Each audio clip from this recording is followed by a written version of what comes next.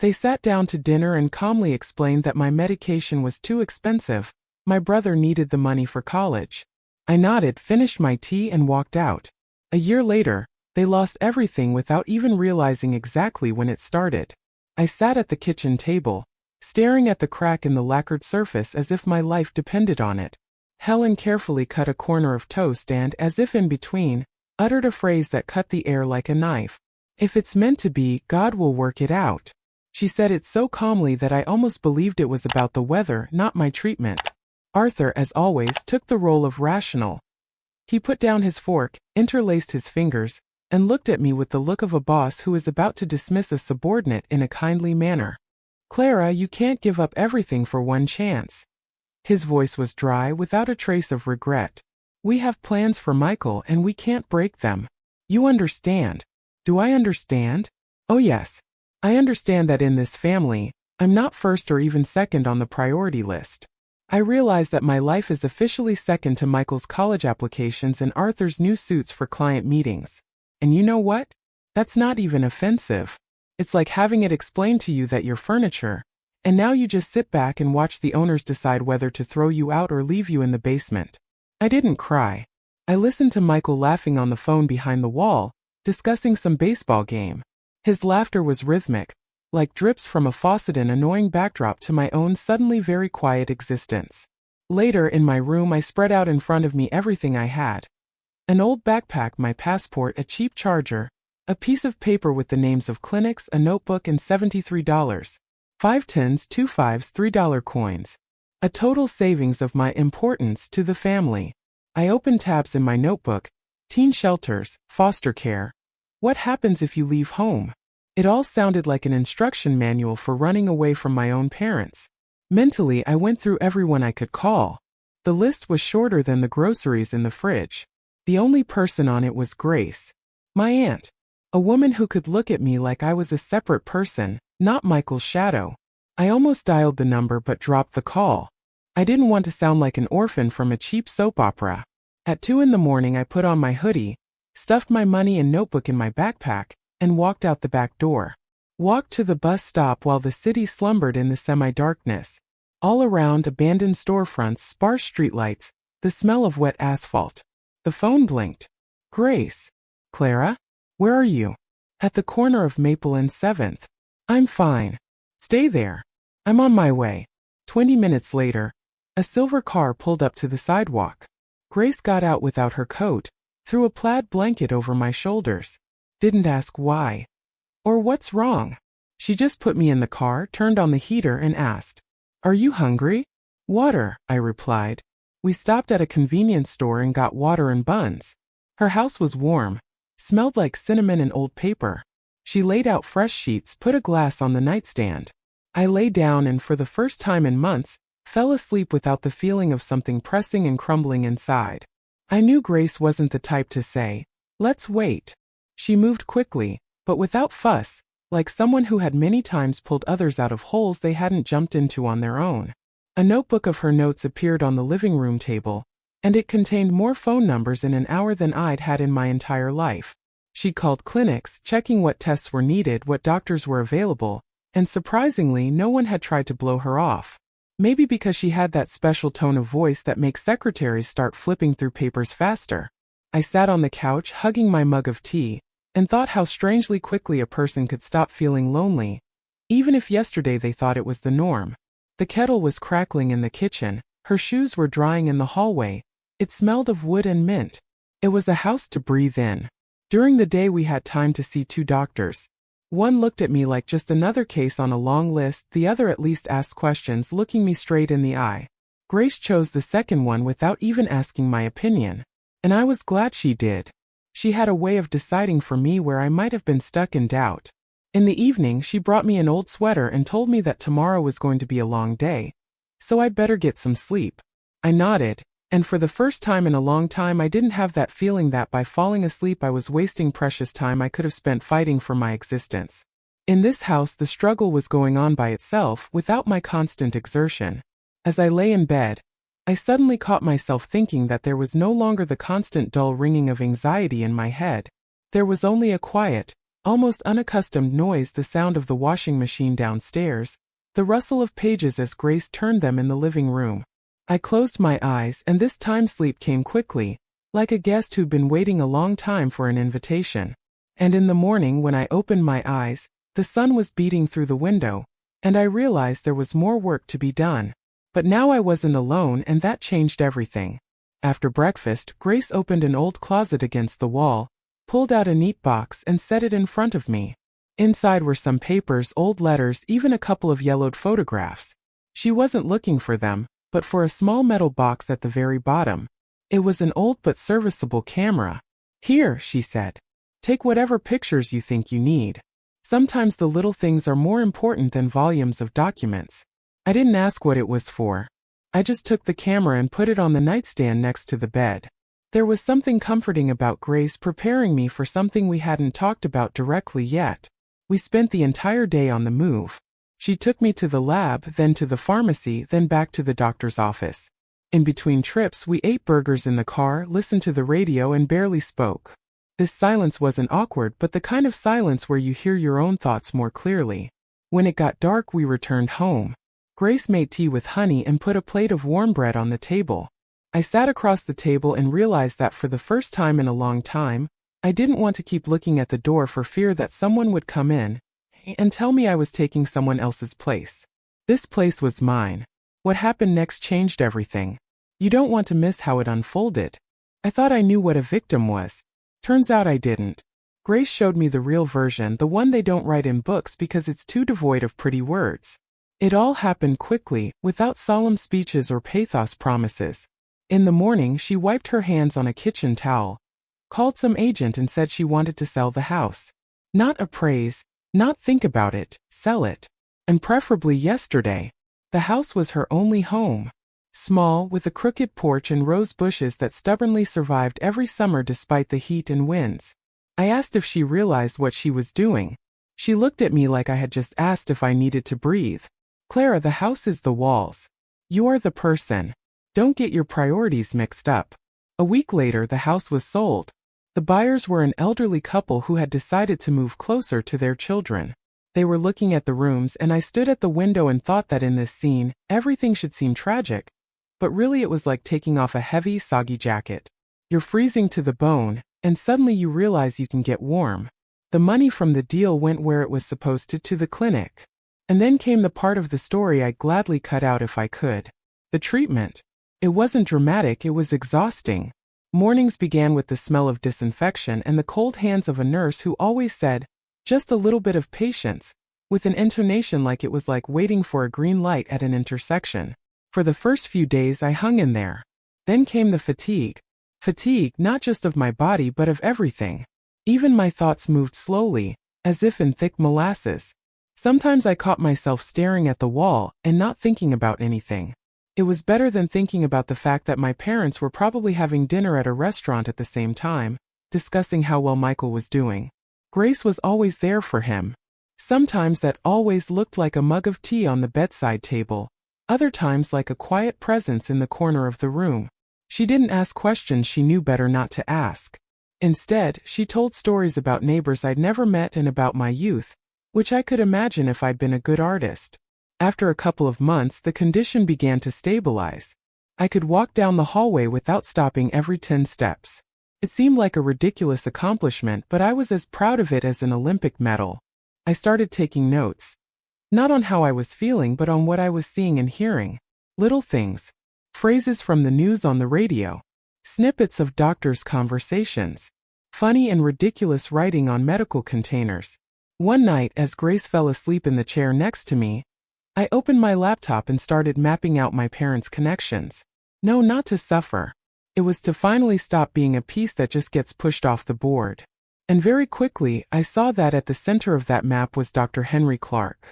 His name popped up in articles about the parent company, in press releases, on guest lists at their soirees. He wasn't just a partner, he was a pillar of their image. I didn't know what I was going to do with that information. But I knew you don't just pull strings like that. The sale of the house was so quiet, you'd think it was just a business transaction. Not a single scene, not a single scream. Just boxes stacked neatly in a corner. and the smell of fresh paint with which Grace had covered the old stains on the walls. She wasn't doing it for customers, she just couldn't leave something unfinished. I asked if she was sorry. She grinned and replied that things in houses were just sets, and she always knew that the main stage could be anywhere, even in a rented apartment. The move was quick.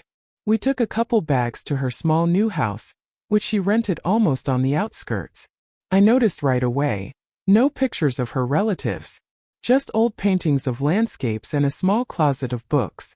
This place seemed like a temporary shelter, but there was something soothing about it, like a train carriage where you know you won't stay long, but it's still warm. The treatment meanwhile continued. The nurses learned to recognize my steps. One day one of them, smiling, remarked, "You're almost like a local." I thought at the time that if the hospital was a city, I was already a resident. There were bad days. The ones when getting out of bed felt like a feat, and when even Grace's voice sounded too loud.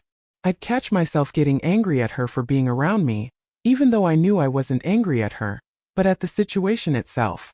She understood that and didn't take offense. She just brought tea and left it on the nightstand. After a while I learned to eat again without disgust. The first apple one could finish seemed like a gift. We were sitting with Grace in the kitchen, and she, noticing that I had finished it, said, "See, we're at the finish line." I didn't believe in such straight lines, but I nodded. I kept taking more and more notes. Not just little things but dates, names, situations. Gradually a strange mosaic came out of it, in which some pieces clearly led to the same person, Henry Clark.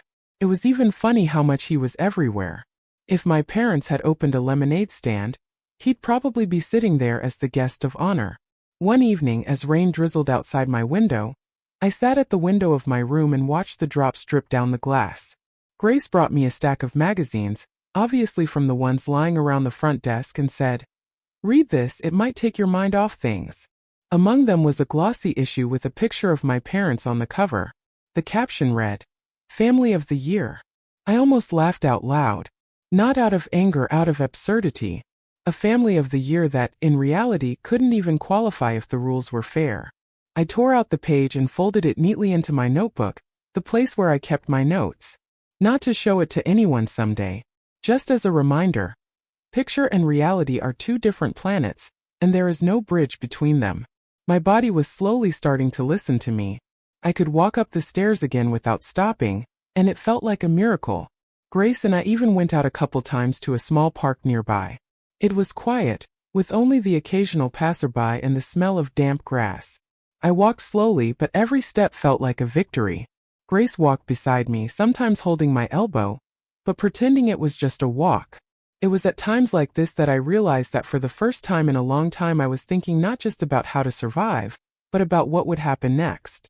Not about the future in rosy colors, but about the simple thing, to live so that no one else would decide for me whether my life was worth the cost.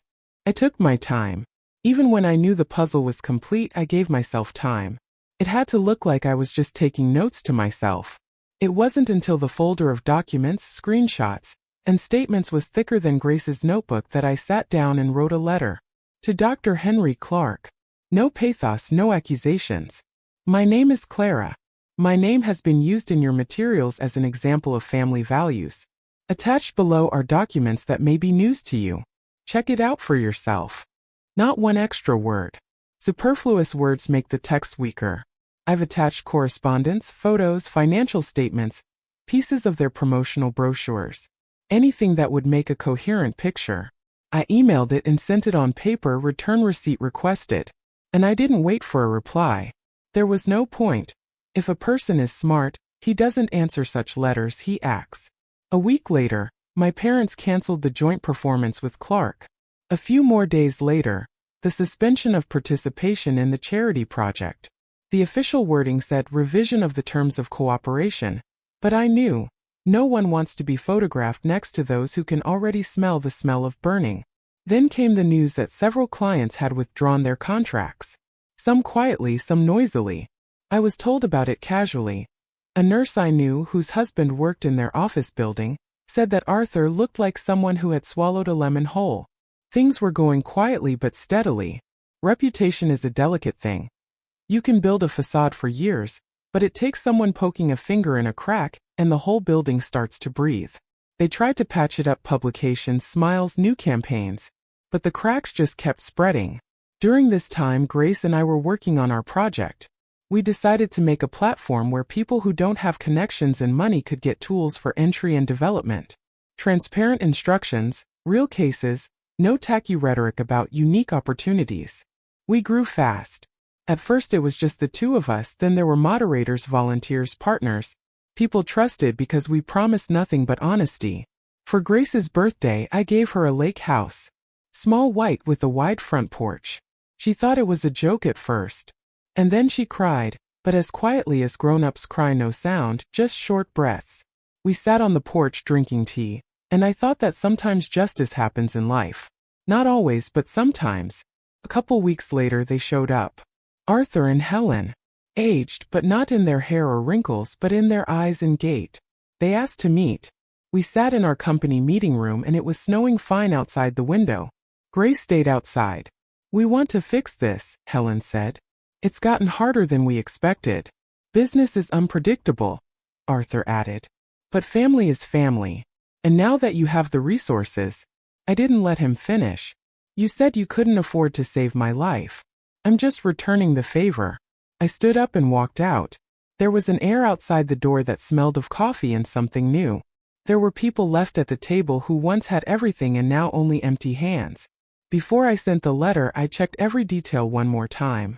Not for fear of making a mistake, but to eliminate the possibility that they would then hide behind phrases like, "She got it all mixed up." Every number was verified, every photo was dated, every post was in full context. I even attached screenshots of Helen writing blatant exaggerations to clients and Arthur boasting about their unique access to resources in response. When the envelope went out, I allowed myself a cup of coffee and a whole day with nothing to do. It was a strange day, like I'd passed an exam that no one had announced. Grace asked how I was feeling. I replied, "Like a person who pushed the button and is now waiting for the scoreboard to light up." She grinned and said the scoreboard was already lit. I just couldn't see it yet. The first signs came quietly.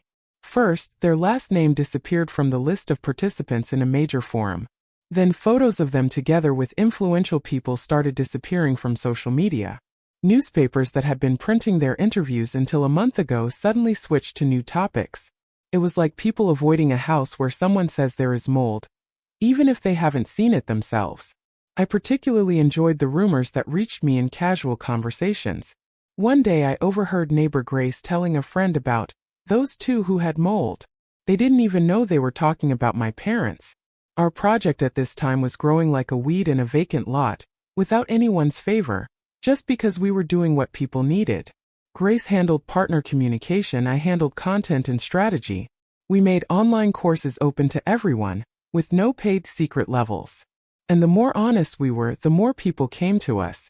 Ironically, we were successful precisely because we didn't try to look successful. When I handed Grace the keys to the lake house, she held them in her hands for a long time, as if she was afraid they would disappear. Then she said quietly, "Do you realize that I am now obligated to make you pies for the rest of your life?" I replied that it was a fair trade. And meeting them, she was the last point. They entered the room the way people who had hoped to the last minute that they could explain everything suddenly realized that there was nothing to explain. I could see Arthur trying to keep his back straight and Helen trying not to burst into tears. They said words about family, about mistakes, about chances. But I knew it wasn't about me. It was about them getting cold without the walls I'd once left. When I said my phrase, I saw it crash into them. Not loudly, not theatrically, just right on target. And I left knowing that nothing more needed to be added. When I left the meeting room, it was quiet outside the door. I heard only the hum of the heating and the distant sound of a keyboard. Outside, the snow was falling in a thin layer, and the city seemed cleaner than usual. Grace was standing at the window, and when she saw me, she just nodded.